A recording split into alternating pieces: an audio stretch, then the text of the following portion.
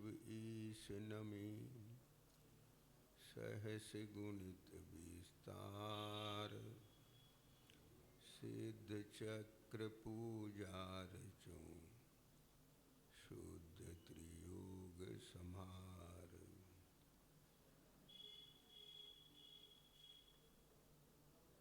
जिनाधीश शिव ईश नमी।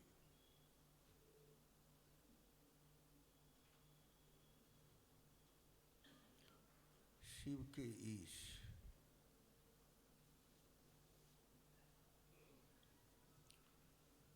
मुक्ति के नाथ,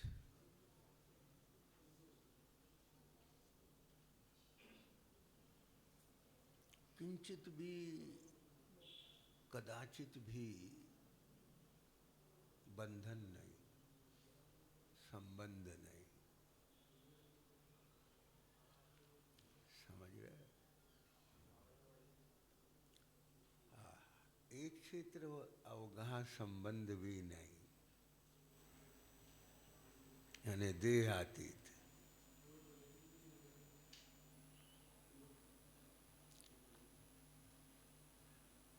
शिव ईश, मुक्ति के नाथ, कहने में बहुत सरलता ऐसे दिखती, मुक्ति के नाथ। पहले समझे मुक्ति के नाथ।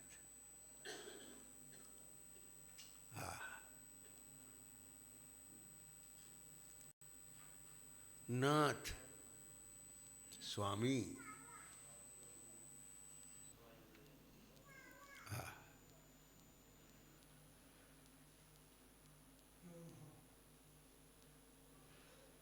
मालूम है, परिवार के नाथ, समाज के नाथ, गांव के नाथ, देश के नाथ, राष्ट्र के नाथ होते हैं ना। हाँ, अब तो सब कहने भर के रह गए। मजा, कौन नाथ समझ रहा है? और नाथ का स्वरूप ही नहीं रह गया।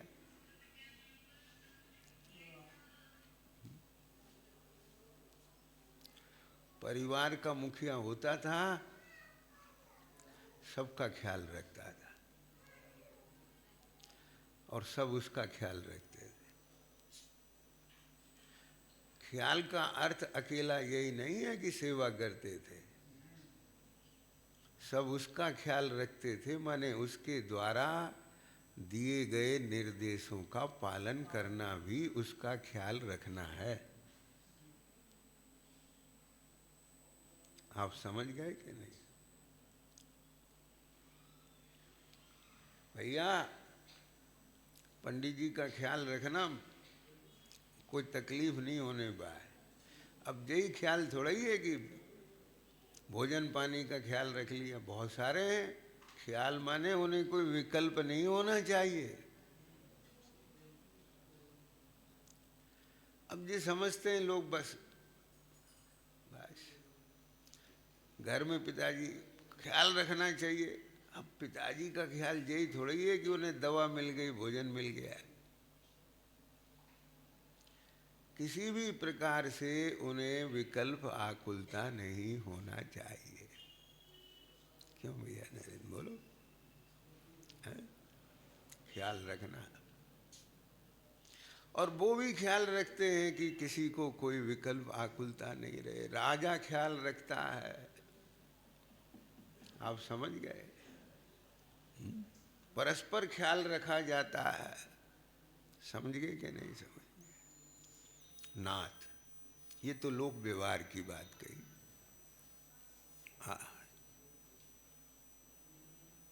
इसमें बहुत सुंदर जयमाला आई थी।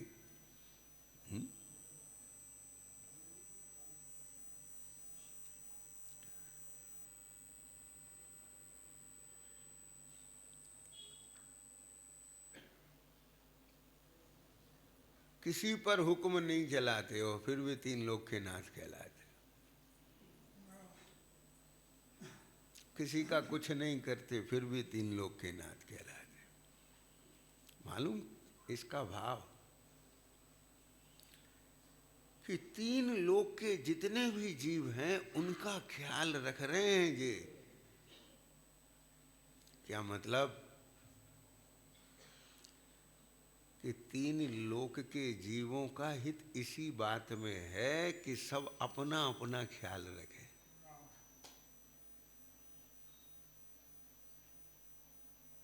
समझ में आया? क्या बोला? बस अपना अपना ख्याल रखें, बस अपना अपना ख्याल रखें। बोले सो तो हम रखे ही रहे दीपक, नहीं रख रहे, अपना अपना ख्याल रखें, अपना अपना ख्याल रखें, देह का ख्याल नहीं रखें, रागादि भाव का ख्याल नहीं रखें, बस अपना। हाँ, मैं ज्ञान स्वरूप, बस। भैया ये तो जब तक मोह का साम्राज्य था, मोह के कारण कुबुद्धि नाच रही थी, तब तक थे ये बात। और ये भ्रम मिटने के बाद भी जब तक आसक्ति का साम्राज्य रहेगा, तब तक तदजन्य विकल्प रहेंगे। क्या बोला? आप समझ गए? अब अंतर क्या आ गया? करण रूपी कृपाण से पहली बार में ही मिथ्यात्व रूपी सुबट पर प्रहार करके उसके टुकड़ा किए। कर्णलब्धि के परिणाम पूर्वक सम्यक्त की प्राप्ति हुई, मिथ्यात्व के टुकड़े हो गए। हाँ, छाई सम्यक्त की प्राप्ति होगी। पायो समकित थल थिर अभंग, यहाँ पर छाई सम्यक्त से मतलब है। उपसम सम्यक्त का काल तो अंतर्मुहूर्त, उपसम सम्यक्त थल थिर नहीं है। समझ में आया? यहाँ पर जो इशारा किया है ना, पायो समकित थल थिर अभंग, अभंग छाई सम्यक की प्राप्ति हो गई।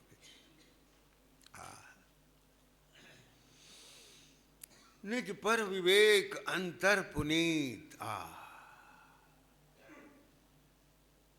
निज पर विवेक, निज पर विवेक,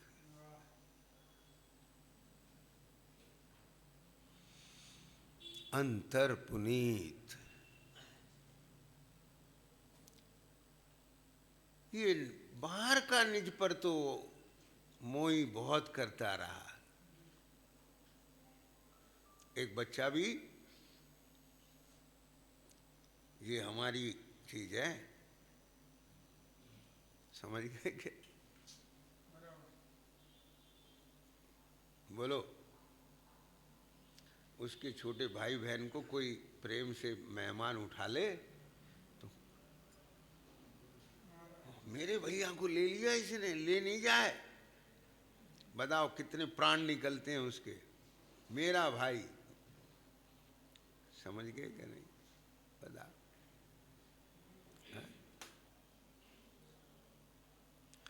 कहीं भी भ्रम से भूल से कोई वस्तु दूसरे के साथ चली जाए और वहां उसके घर में दिख जाए, ये तो हमारी है, बता। ऐसा निज पर का विवेक तो बहुत हुआ, पर अंतर में निज पर का विवेक समझ में आ गया क्या? नहीं आया भाई? ये जितने भी कर्मोपाधि जनित अंतर हैं, क्या कहा?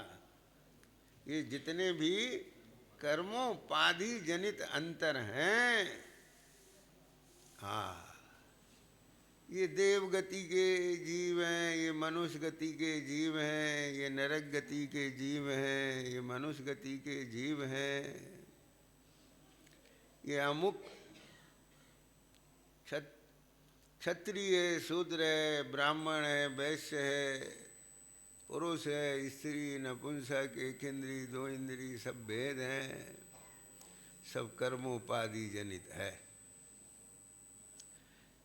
समझ में बैठ रही बात? जे ही अंतर अंतर पैदा करते हैं। सुरेश जी क्या कह गए? ये ही अंतर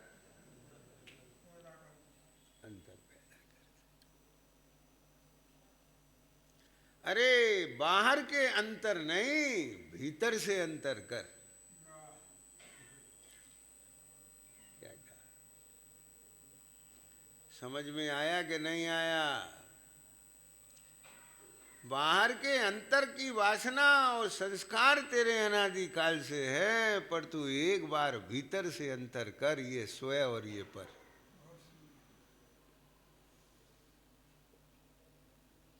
उससे क्या होगा? उससे बहुत कुछ होगा। सबसे पहले तो मोह जाएगा,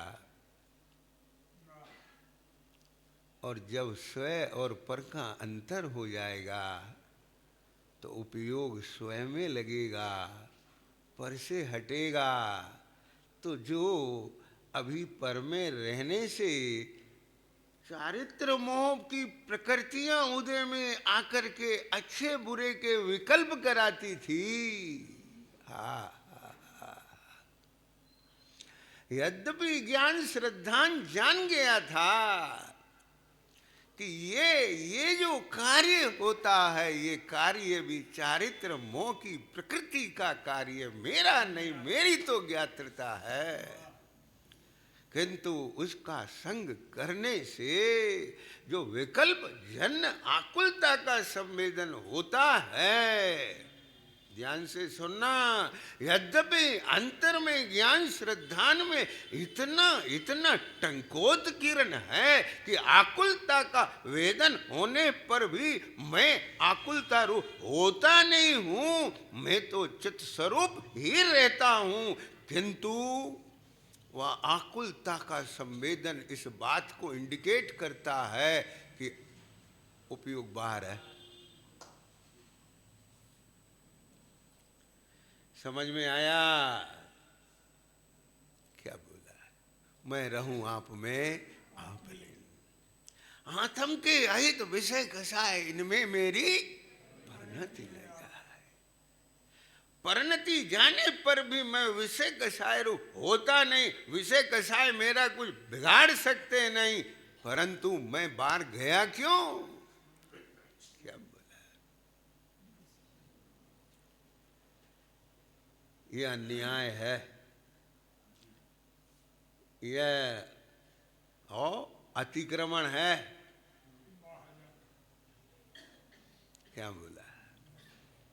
यह अनीति है। और सज्जन पुरुष नीति, न्याय और अपनी मर्यादा नहीं छोड़ते।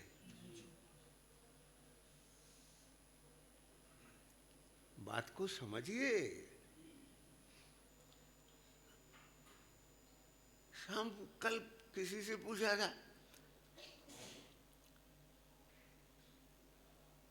शुद्धात्मा को किस लिए जानना चाहिए?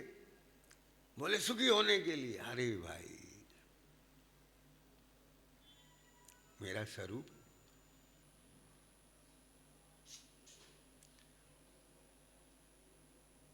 ये बाहर क्यों नहीं निर्माण करना चाहिए? तो सरकार आकर के बुलडोजर चला देगी। अरे मेरी जगह नहीं है, इसलिए नहीं करना चाहिए। नहीं चलाए तो भी ख्याल में आया क्या? हाँ प्रभु, जितना मेरा हक है, जितनी मेरी सीमा है, जितनी मेरी मर्यादा है, ये व्यवहार है। आप समझ गए कि नहीं? अब हम बताएं, सुनना ध्यान से। अपनी सीमा को जानते हुए भी उस सीमा से बाहर जाना भी विकार है, उसका भोग भी विकार है। और जो अपनी सीमा से बाहर जाएगा, अतिक्रमण करेगा, फिर उस अतिक्रमण को तोड़ा जाएगा तो भी विकार होगा, आर्त ध्यान होगा। अतिक्रमण करके रौद्र ध्यान होगा, और उससे जब तुझे वंचित किया जाएगा तो आर्त ध्यान होगा। यह सब दुर्ध्यान है, और अपनी सीमा में रहना ही धर्म ध्यान है। धर्म माने अपनी वस्तु, अपना स्वरूप, उसका ध्यान कर।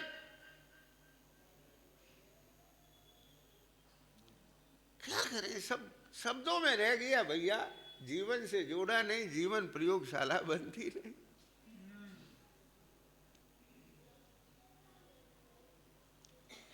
जब इसको यहां से दिखने लग जाएगा तो फिर इसे स्वर्ग के लोभ और पाप के भय उनसे नहीं समझाना पड़ेगा। ये तो कोई शुरुआत की चीज होती है। बच्चा प्ले क्लास में आया, खिलौनों का लोभ, टॉफी का लोभ, हे नहीं पढ़ोगे तो पिटाई लगेगी, बंद कर देंगे। पर एक बार उसे पढ़ाई का मतलब समझ में आ जाए तब ये कहो कि पढ़ोगे तो पिटाई बनेगी, बोले पिट लेंगे। समझ में आया कि नहीं आया? क्या करें, ख्याति नहीं मिलेगी, हमें चाहिए नहीं, प्रशंसा नहीं होगी तुम्हारी, हमें चाहिए नहीं। क्या बोला? हाँ, इसी का नाम तो पढ़ाई है। चाह हमारा स्वरूप नहीं है, कर्मोदय जनित उदय को भोगना हमारा स्वरूप नहीं है। निज पर विवेक अंतर पुनीत, पुनीत माने पवित्र, पुनीत माने पवित्र। वो सब भेद अपवित्र है और ये भेद ज्ञान पवित्र है।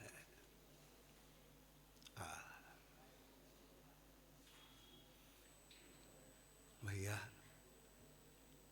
सम्यक्त का फल यही तो है। सम्यक्त का फल स्पष्टता, ज्ञान में स्पष्टता, श्रद्धा मान्यता में स्पष्टता।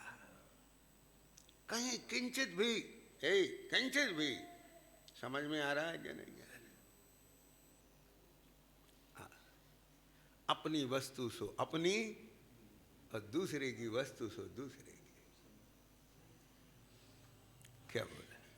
निज पर विवेक, विवेक माने भेद, हाँ, अंतर पुनीत, आत्म रुचि, जिसमें अपनापन आ गया उसकी रुचि वर्ती राजनीत। क्या बोला? नीति है ये, राजनीति है। आज राजनीति का मतलब छल कपट हो गया, राजनीति का अर्थ मायाचार हो गया, राजनीति का अर्थ स्वार्थ हो गया। सच्चे को भी झूठा बना करके जेल में डाल दो। समझ में आ गया, ये राजनीति हो गई। बना, ये तो अनीति है। जिस राजा की अनीति नीति बन जाए तो उसकी प्रजा की नीति भी अनीति हो जाएगी। जब राजा ही अनीति करता है तो फिर मालूम है, ध्यान से सुनना, राम के गीत तो गाते हैं पर राम की नीति मानते नहीं।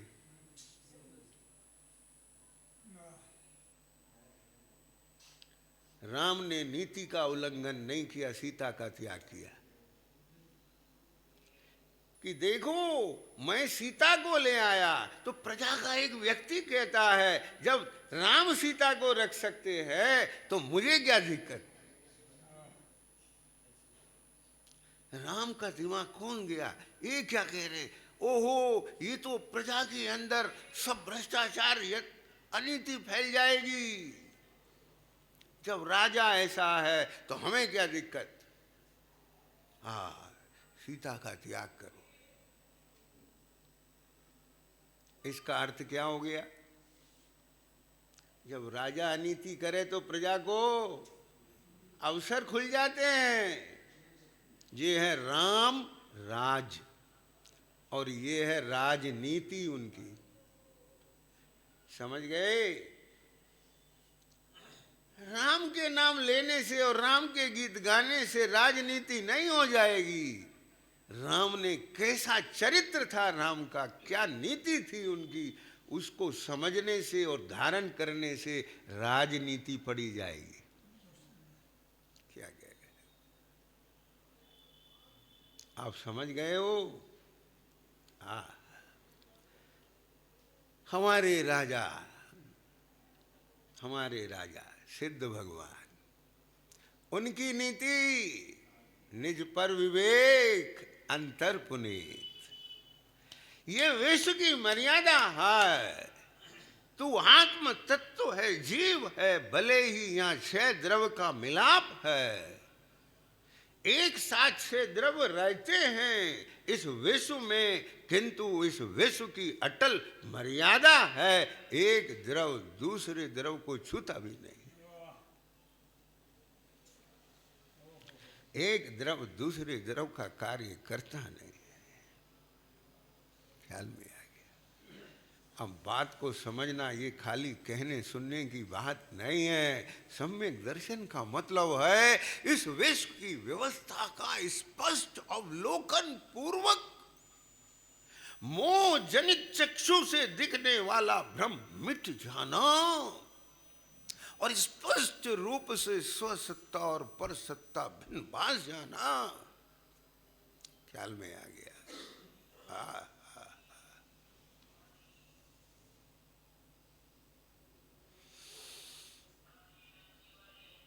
कुछ करता ही नहीं, कुछ भोगता ही नहीं, स्वामी होता ही नहीं हूं, वो मेरा स्वय होता ही नहीं है, होता ही नहीं है। यह सब मोह जनित विकल्प, हाँ, ये सब मोह ही है। लगा, ये सब मोह जनित विकल्प मोह ही है, मैं नहीं। हाँ हाँ, मैं तो अब ये अंतर से जो ज्ञान चक्षु खुल करके भेद ज्ञान हुआ है, ये ज्ञान मैं हूं। हाँ हाँ, ये जो श्रद्धा हुई है, ये मैं हूं, ये मेरा कार्य है। वो मैं नहीं, मेरा कार्य नहीं।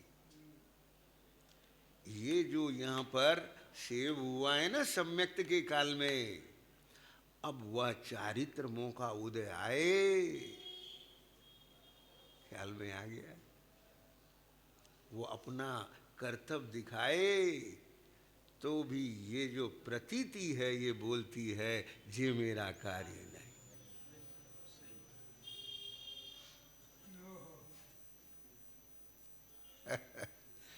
हाँ हाँ, तम रुचि वर्ती, वो बनी रहे, वो बनी रहे। और स्व की रुचि, स्व की रुचि, स्व की रुचि। महिषा महिषा महिषा महिषा, ये तो हो गया। लेकिन ध्यान से सुनना, राजा की नीति क्या होती है? भारत की नीति क्या रही है? दूसरे पर अधिकार जमाना नहीं, और दूसरा खुद पर अधिकार जमाए तो उससे सुरक्षा करना।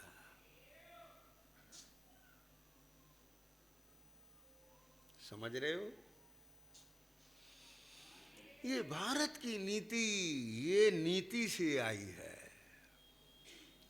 अब आत्म रुचि बढ़ती राजनीति, ये आत्मा की राजनीति है, ये वस्तु व्यवस्था की राजनीति है कि सुनना, पर में जाना नहीं और पर अपने में आए तो उससे सुरक्षा करना।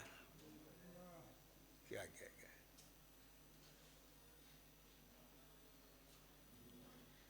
अब ये पर क्या है? अब ये सारा जगत पर है। हाँ, अब इसमें क्या जाना? अपना ये चतुष्टय छोड़ के तो जाता नहीं है, असंख्यात प्रदेश।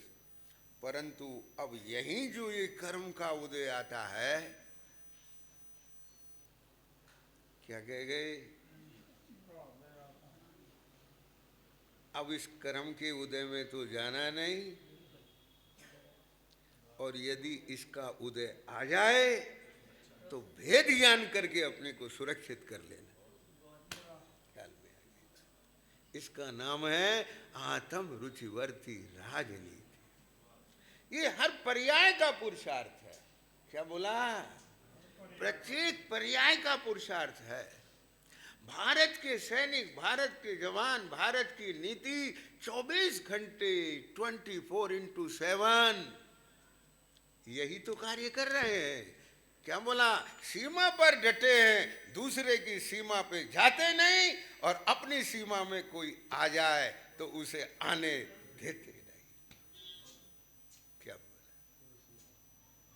अब बताओ, ये 24 घंटे चल रहा है कि नहीं चल रहा है? सजगता से चल रहा है कि नहीं चल रहा है?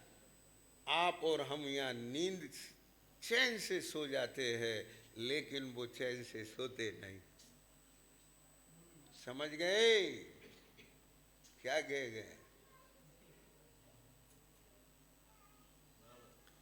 हाँ भैया, यहाँ भले ही है आत्मा का चारित्र गुण अपने पात्रता की वजह से भले ही मोह में सो जाए, चारित्र मोह में, आसक्ति में, लेकिन जो सम्यक ज्ञान है और सम्यक श्रद्धा है, ये प्रहरी 24 घंटे नहीं सोते। यदि प्रतीति लुट गई तो सब लुट जाएगा। क्या जिस समय ये शुभाशुभ भाव में तन्मय है, उस समय भी श्रद्धा और ज्ञान सजग है।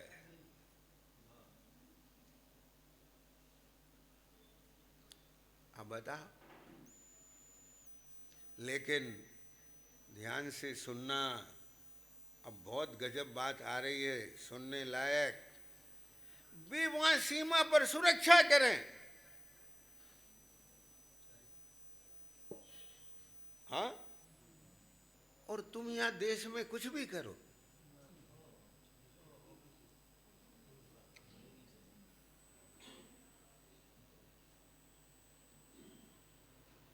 बोलो, वे वहां अपने प्राण न्यौछावर करें और तुम गुप्त दस्तावेज दूसरों को दे दो। ठीक है, मतलब कुछ भी करो। नहीं, ये राजनीति नहीं है। जो यहां बैठा है वो राजनीति का पालन करे।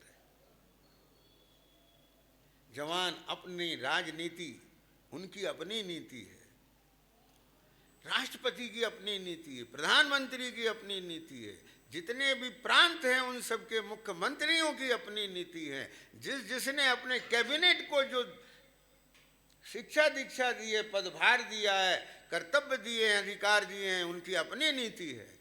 और मालूम, भारत में जिनको कोई पदभार नहीं मिला है, आप और हम, कुछ मिला है क्या अधिकार और पद?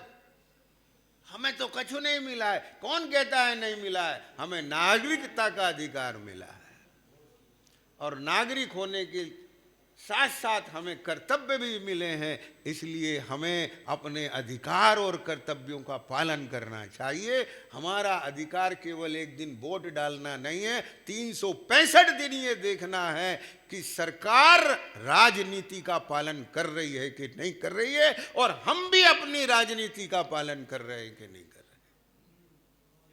ये हमारा अधिकार है, कर्तव्य है। बात समझ रहे हो कि नहीं? यदि यहाँ का एक एक कण अपनी नीति का पालन करे तो भारत विश्व गुरु होगा कि नहीं होगा? जब करता था तब विश्व गुरु था, अब कहीं ना कहीं दोष उत्पन्न हो गया है। इसलिए अब मेरी बात और ध्यान से सुनना। जब विश्व ही भ्रष्ट हो जाए तो भ्रष्टों का गुरु नहीं बनना हमको। हाँ, कौवों का राजा थोड़ी बनना है। क्या कह गए? समझ रहे हो? हंसों का राजा बनना है। अरे भैया, बहुत विरल है, बहुत विरल है। मूर्खों का गुरु बनने से तो ज्ञानियों का शिष्य बनना योग्य है। मूर्ख मित्र से तो बुद्धिमान शत्रु योग्य है। ये सब नीति है, ख्याल में आ गई क्या नहीं? एक एक नीति दुख से दूर रखती है और सुख को प्राप्त कराती है। हम मूर्ख को अपना मित्र बनाएंगे तो दुखी रहेंगे, और बुद्धिमान शत्रु भी हमें दुखी नहीं करेगा। चापलूसों के द्वारा सुनी गई प्रशंसा हमें दुख देगी, और विवेकियों के द्वारा की गई हमारी आलोचना भी हमें सुखी करेगी। ये नीति है। नीति का अर्थ होता है जो दुख से हमें दूर करे और सुख को प्राप्त कराए। बात समझ रहे हो कुछ? अब ये पढ़ाइयां सब बंद हो गई, बोलो। अब तो सब पैसा कैसे बढ़े, पद प्रतिष्ठा कैसे मिले, ख्याति कैसे होए, अब क्या करें, चारों तरफ इसी का बोलबाला है, लोगों को पागल बनाने के लिए ये सब पकड़ा दिए हाथ में, और इन सब में भी जय भर दिया।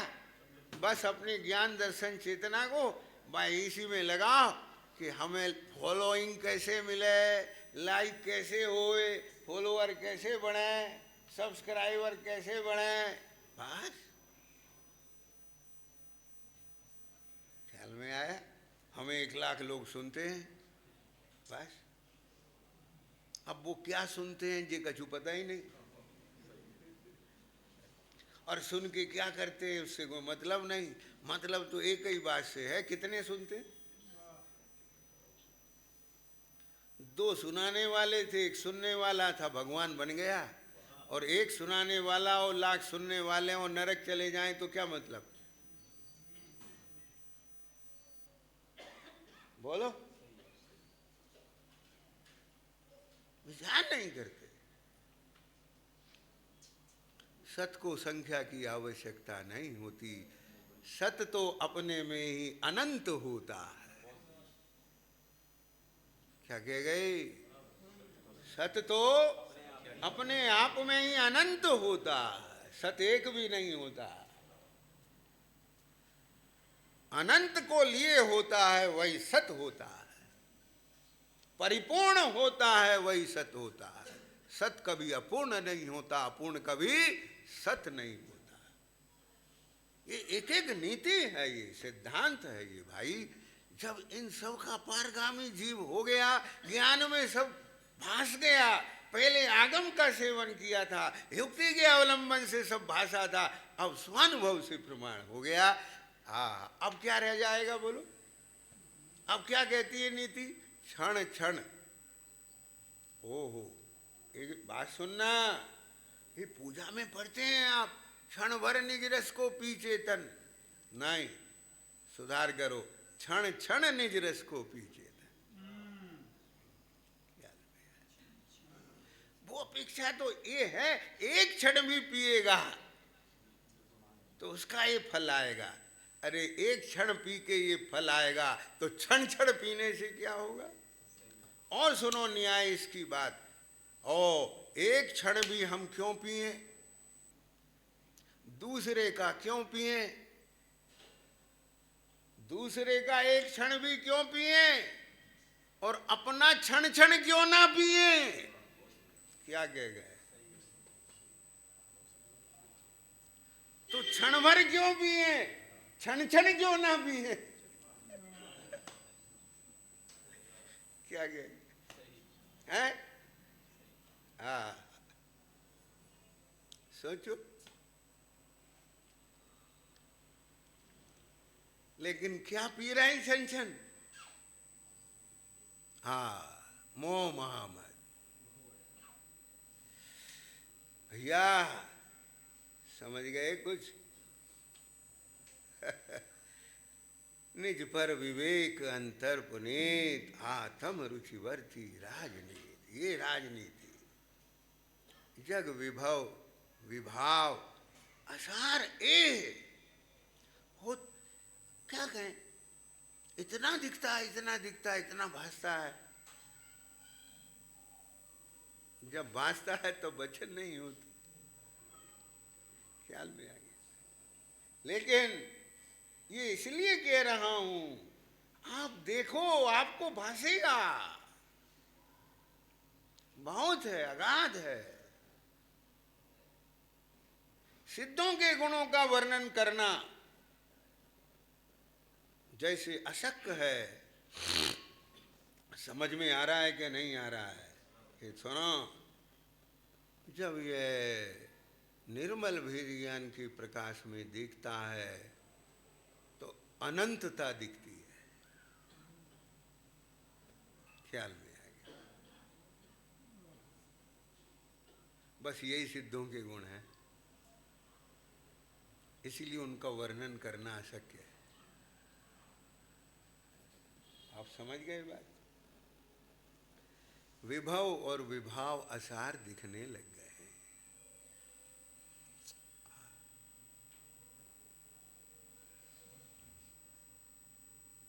स्वातम सुख रस विपरीत दे। हाँ, एक तरफ स्वातम स्व आत्म, उसमें अपनेपन का सुख, उसकी सन्मुखता और स्थिरता का सुख, उसकी मग्नता का सुख, और दूसरी तरफ देह में एकत्व का दुख, देह की मगनता का दुख। बनारसी दास जी ने तो लिखा है, देह में मगनता यही माख बखो है। ये बाहर का मांस छोड़ करके कहता है ओ हम धर्मात्मा हो गए, और 24 घंटे ये मांस का भक्षण करता है। देह में मगनता है।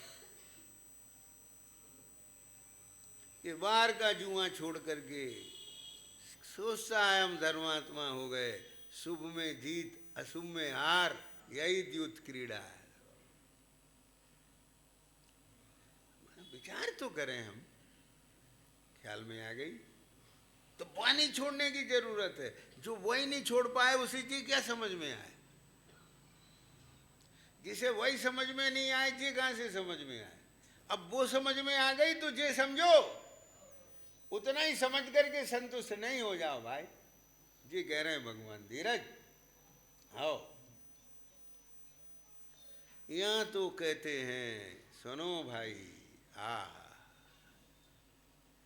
आचार्य देव कहते हैं, अरे रे रे रे प्रभु, यह सराग चारित्र धारण करके भी अपने को चारित्रवान मत मान लेना। ये सराग चारित्र भी वीतराग चारित्र की प्राप्ति के लिए। अब जो सराग चारित्र ही धारण नहीं करेगा तो वीतराग चारित्र कहां से प्रकट होगा? जो अभी बाह्य के शब्द व्यसन नहीं छोड़ पाएगा तो ये पारमार्थिक शब्द व्यसन कैसे छोड़ पाएगा? व्यसन कहते हैं आदत को, जिसको अभी बाह्य नीति के अनुसार भी आदत नहीं छूट रही है, उसे पारमार्थिक नीति के अनुसार की आदत कैसे छूटेगी? अनादि का संस्कार समझ में आया? जिसका अभी ग्रहित मिथ्या तो नहीं जा रहा है, अग्रहित कैसे जाएगा? लेकिन गृहित मिथ्यात्व छोड़ते ही ये नहीं समझ लेना मेरा मिथ्यात्व मिट गया। बाहर की आसक्ति जनित विषय भोग छोड़ते ही ये नहीं समझ लेना हम व्रती हो गए, अभिलाषा मिटने पर व्रती होंगे। ख्याल में आया? लेकिन अभिलाषा मिटने से पहले उसके आश्रयभूत बाह्य पदार्थ छूटते हैं बुद्धिपूर्वक, जिसको कहते हैं द्रव्यलिंग। द्रव्य रूप से पहले एक देश आसक्ति के विषय भोग, उनका बुद्धिपूर्वक नियम लेना। समझ में आया? तब भीतर की अभिलाषा मिटेगी। भोगते भोगते कैसे मिट जाएगी? समझ में बैठ रही है मैं? हाँ, ये मंतव्य समझे बिना कुछ भी समझ लेते हैं। हाँ, आचार्यों का, भगवान का मंतव्य नहीं समझेंगे नीरज तो अपने क्यों? भैया सुनना मेरी बात ध्यान से, तुम अच्छे हो। हे क्या बोला दीपक? तुम अच्छे हो पर घर में तुम ही नहीं हो। क्या तुम अच्छे हो पर तुम ही नहीं हो। तुम्हारे ग्रुप में, तुम्हारे घर में बहुत सारे लोग हैं, अब वो हमें मालूम है कैसे कैसे सलाहकार। हाँ, समझ रहे हो कुछ? हो, कल्याण की भावना तो जगी, पर दुर्भाग्य से कुगुरु मिल गए। हे, ध्यान से सुनना, क्या कह गए? भाग्य से भावना जगी, दुर्भाग्य से कुगुरु मिल गए। इधर भाग्य से भगवान के पास आया, जिनवानी पढ़ी, शास्त्र समझा, लेकिन दुर्भाग्य से अनादि संस्कार आसक्ति के परिणाम मिल गए। उन्होंने गलियां खोज के बता दी, हो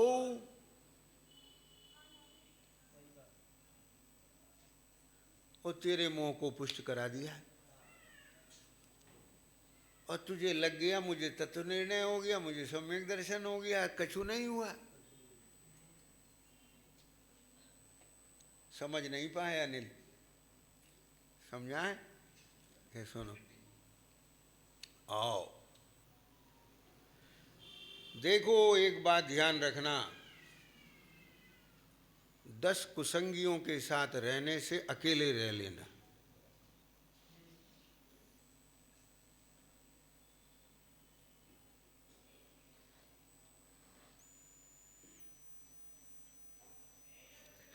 कम से कम सलाह तो खोटी नहीं देंगे। हमें नहीं सुनना है सलाह तुम्हारी, हमें तो भगवान की सुनना है। ठीक है? हाँ, तो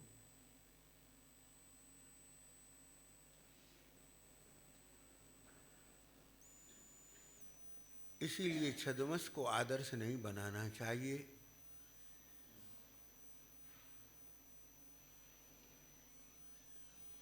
सिद्धों को आदर्श बनाना चाहिए। अशरीरी सिद्ध भगवान आदर्श तुम्ही मेरे।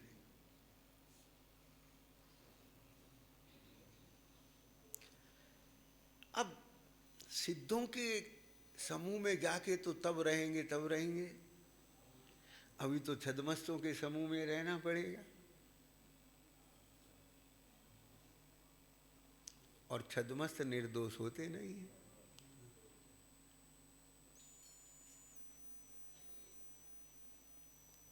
क्या बोल दिया? छद्मस्त निर्दोष होते नहीं। तो निर्दोष ने हमें निर्दोष दृष्टि दे दी। गुण ग्रहण का भाव रहे, दृष्टि न दोषों पर जावे।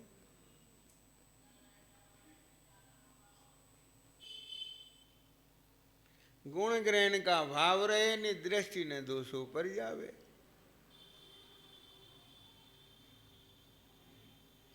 गुण ग्रहण का भाव रहे, दृष्टि न दोषों पर जावे। आप ग्रहण किसका करते हो? जिसकी कमी होती है। जो चाहिए नहीं उसका ग्रहण नहीं होता है।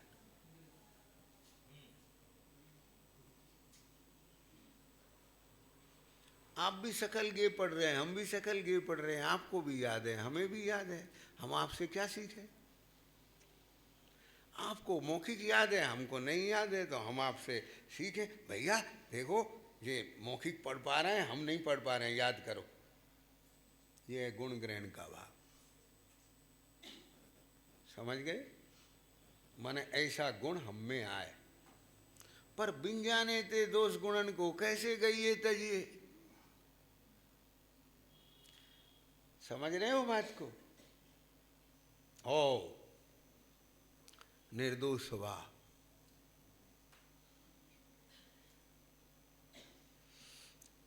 निर्दोष आचरण, निर्दोष व्यवहार, निर्दोष परमार्थ। व्यवहार निर्दोष होता है। इसलिए आगम में एक वाक्य आता है, निरतिचार पालन। स्वरूप निर्दोष होता है, लेकिन व्यवहार में दोष लग जाते हैं। अतिचार लगाए नहीं जाते, लग जाते हैं। समझ रहे हो? फिर जो लग जाते हैं वो आगे न लगे, उसके लिए बहुत अच्छी व्यवस्था है।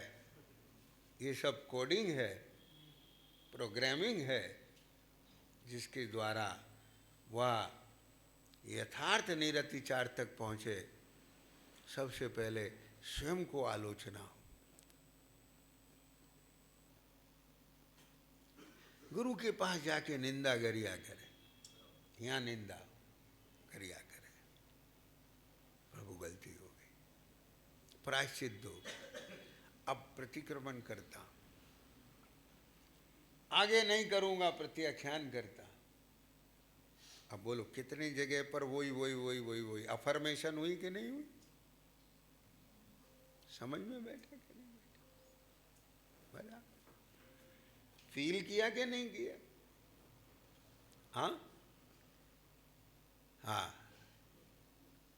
छद्मस दशाएं दोष हुए बिना रहेंगे नहीं, लेकिन ज्ञान में दोष और निर्दोष का विवेक रहना चाहिए। ज्ञान में दोष नहीं आना चाहिए।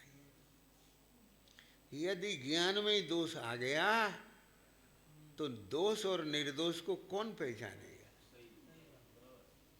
और श्रद्धा में ही दोष आ गया तो दोष दोष कैसे लगेंगे और निर्दोषता निर्दोषता कैसे लगेगी? जिसकी श्रद्धा और ज्ञान निर्दोष होते हैं वही दोष को दोष जान पाते हैं, दोष को दोष मान पाते हैं और दोष को मिट पाते हैं। बात समझ में बैठ रही है कुछ?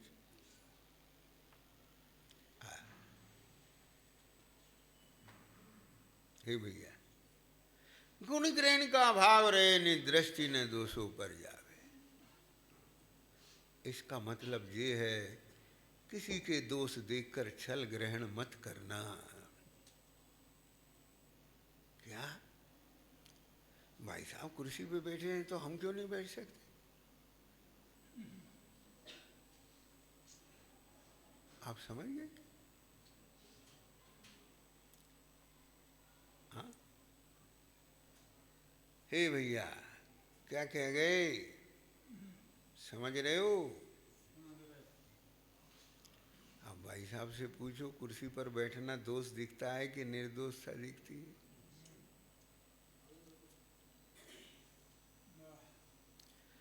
वो बैठ नहीं सकते इसलिए बैठे हैं, तुम बैठ सकते हो इसलिए नहीं बैठना, क्योंकि बैठने योग्य नहीं है। आप समझ रहे हो बात? इसका नाम है दृष्टि न दोषों पर जावे। अब बैठे हैं तो दिखेगा, पर क्यों बैठे हैं, ये दोष क्यों हो रहा है?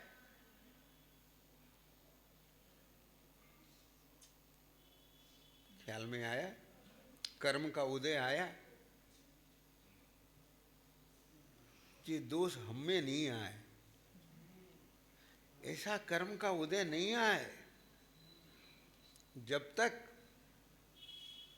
इस आसन में नहीं बैठ जाएं अपने चतुष्टय में, सिद्धालय में जाकर।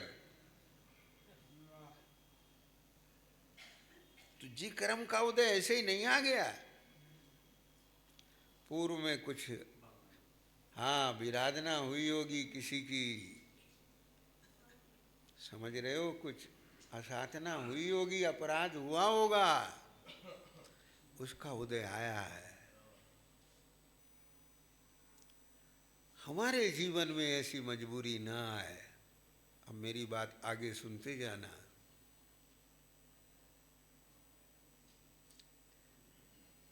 हमारे शरीर में ऐसी तकलीफ नहीं आए, मेरे शरीर में ऐसी तकलीफ नहीं आए, मेरे में ऐसी तकलीफ नहीं आए, ये नहीं। क्या बोल दिया? मेरे में ऐसी तकलीफ नहीं आए, ये नहीं। शरीर में ऐसी तकलीफ नहीं आए, समझ गए? शरीर में ऐसी तकलीफ नहीं आए कि बैठना पड़े, तो मेरे में ऐसे परिणाम नहीं आए। क्या बोल दिया? कि जिन परिणामों के वशीभूत होकर के पाप हुए,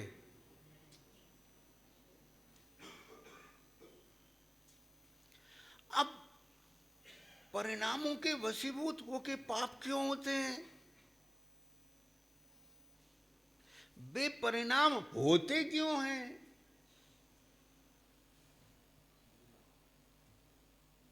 अतिक्रमण से होते हैं, आसक्ति से होते हैं। ये सम्यक दर्शन होने के बाद का फिलॉसफी है ये, आप समझ रहे हो?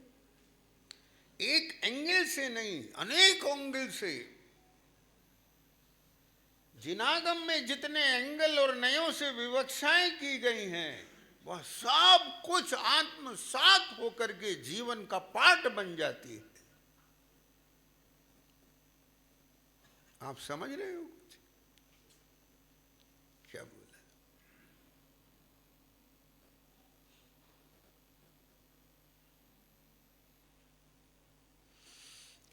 एकांत नहीं है, हाँ, कि बस ये परिणाम नहीं करना, ये परिणाम नहीं करना, ये परिणाम नहीं करना, ऐसे भाव नहीं करना, ऐसे भाव हो गए, अब ये क्या? ये सब तो भाई साहब तूने उनको पकड़ लिया है, यानी इनको पकड़ लिया, यानी इनको पकड़ लिया, यानी इनको पकड़ लिया, सब कुछ है। आप समझ रहे हो बात? क्या क्या? ये सारा यूनिवर्स वस्तु व्यवस्था है। क्या बोल दिया? टोटल यूनिवर्स क्या है? वस्तु व्यवस्था से बाहर कुछ होता नहीं और हो सकता नहीं।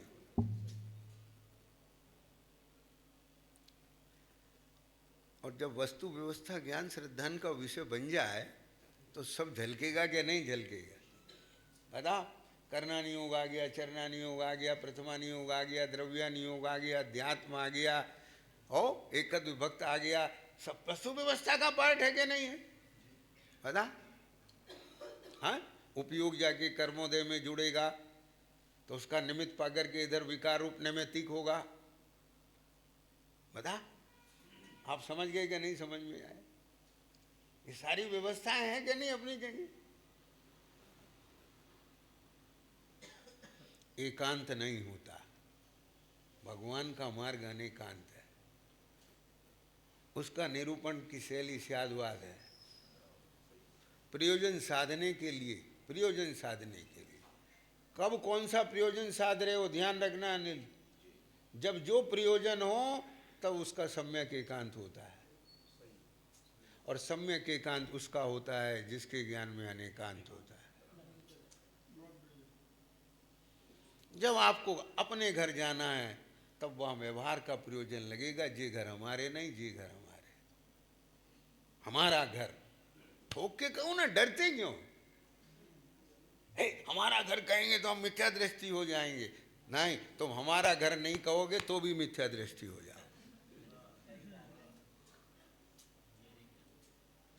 हाँ, क्यों? व्यवहार से हमारा घर नहीं है, वो तो झूठा है। वो झूठा कहने से झूठा नहीं होता, जब परमार्थ में आता है तो झूठा भासता है। कहना थोड़ी पड़ता है, झूठा भासता है, इसका नाम व्यवहार झूठा है। तो व्यवहार में बैठ के व्यवहार झूठा करता है, पगला है, पगला है। जैसे पगले को कछु निर्धार नहीं है, कभी माता को माता कह देता है तो भी सियाना नहीं है। ये दशा है। आप समझे क्या नहीं समझ में आया? पढ़ पढ़ के नहीं थोड़े ही होते हैं, विवक्षाएं नहीं होती हैं, वो तो अंतर के परिणमन से होती है। आप समझ रहे हो? कुछ नहीं समझ में आ गया? बोलो क्या दिक्कत है? पर्याय की चर्चा, पर्याय का ज्ञान, पर्याय की बात, पर्याय में बैठना भी कछु है क्या? बोलो क्यों घबराते हो? बताओ, विचार तो करो। जिनके बीच में विश्वास होता है, उस पति की पत्नी उसको नहीं पूछे और सारे परिवार को पूछे, पति को कोई हड़बड़ाहट नहीं होती और पत्नी को कोई हड़बड़ाहट नहीं होती। ये तो अविश्वास की बात है। तुम उधर क्यों चले गए, तुम उधर क्यों चली गई, तो उनसे क्यों बात कर रहे थे, तुमने हमें नहीं दिया, उनको क्यों दिया? ये क्या मतलब? प्रयोजन परक कार्य हैं सारे के सारे। विचार करो। किंतु ध्यान रखना, ध्यान रखना, और ये ध्यान रखना व्यवहार में भी कह रहे हैं ध्यान रखना, और परमार्थ में भी कह रहे हैं ध्यान रखना। ये सब प्रयोजन परक के चक्कर में वो ही प्रयोजन मत बना लेना। क्या कह रहे? समझ में आया?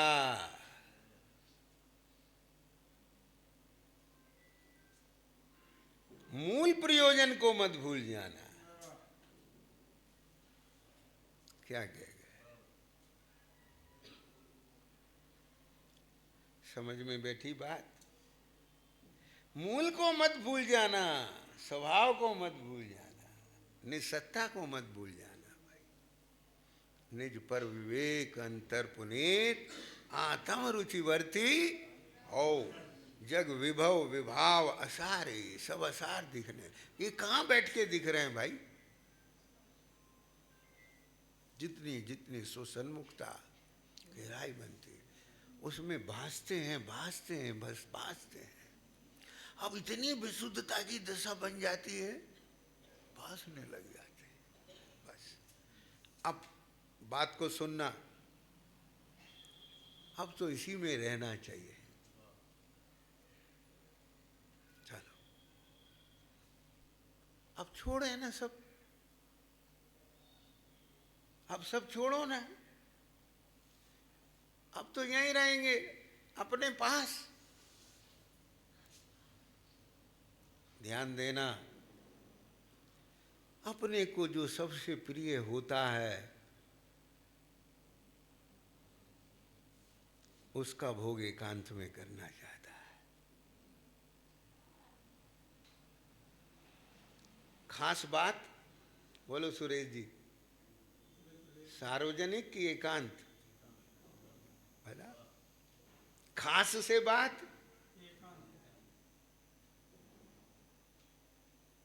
और खास से खास ही बात की जाती है।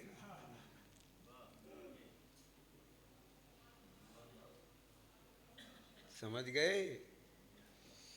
मेरे लिए मैं खास हूं और मेरे लिए मेरा सारा व्यवहार खास है।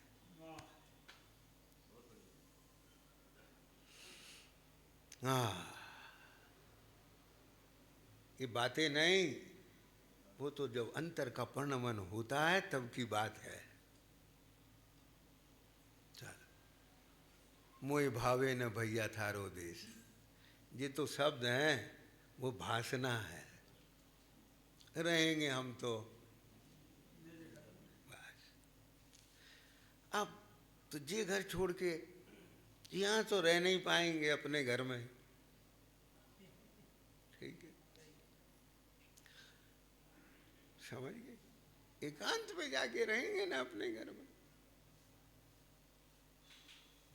चल अब जैसे चलने के लगे, तब कसाय उदय में आ गई। वह ने रोक दिया। ध्यान से सुनना। जम्बू स्वामी दीक्षा लेने लगे, माता पिता ने रोक दिया। बोलो बेटा एक बात हमारी मान लो, कल सवेरे दीक्षा ले लेना, हम नहीं रोकेंगे, बस आज रात रुक जा। क्यों भाई? माता पिता ने रोका, माता पिता की मानी? बताओ कि राग ने रोका, राग की मानी? यानी समझ रहे हो बात? सुरेश जी अब सुनना, मैंने जब जम्बू स्वामी के पूर्व भाव पढ़े तो पहले भी ऐसे ही हुआ था। ध्यान से समझना, पूर्व भाव में मुनि दीक्षा लेने की भावना जग गई। सब रानियां भी और सब कहने लगे, देखो आपको धर्म आराधना करनी है, हम आपको कतई डिस्टर्ब नहीं करेंगे, आप महल में भी मत आना, वो अकेला आपका बना देते हैं भवन, किसी से कोई नहीं, मौन रहना बिल्कुल। समझ गए? बस करना खूब, हजारों बरस की उनने हमारे की साधना। आप पूर्व पढ़ना मनोज, क्या करें, वहां भी घर वालों की सुनी थी, मुझे लगा शायद वही संस्कार थोड़ा बहुत अंदर में पड़ा होगा जिसकी आज सुन ली और अगले दिन तक के लिए रुक गए। क्या करें? इसलिए ये बीज अपने को डालना है, बुद्धिपूर्वक डालना है। जितनी ताकत बनेगी, हम मोह और मोहियों की नहीं सुनेंगे, हम जिनेंद्र और जिनवानी की सुनेंगे।